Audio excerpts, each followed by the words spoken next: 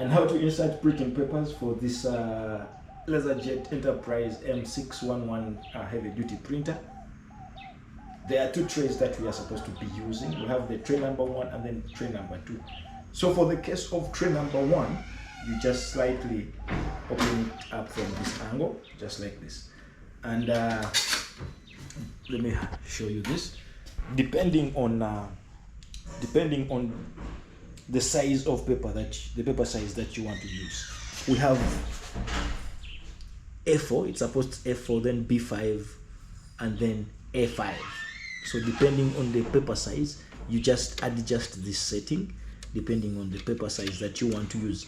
So in our case here, we want to use A4, and we just slide it to that level, and then we gently insert our papers. Insert our papers to reach the level that we want.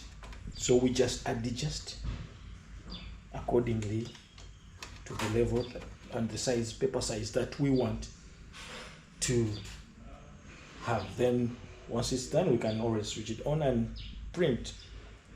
Go ahead and print. So then the other tray, let me just close this up. Then the other tray is the downer tray, which is tray number 2. And for it, you just gently on the sides hold and pull out the tray just like this, and this is the tray. So in the inside, this is how it appears. In the inside, this is how it appears, and it has also the same adjustments for the paper size depending on the paper size that you want to use. So we just adjust the paper tray accordingly, and then this other one also.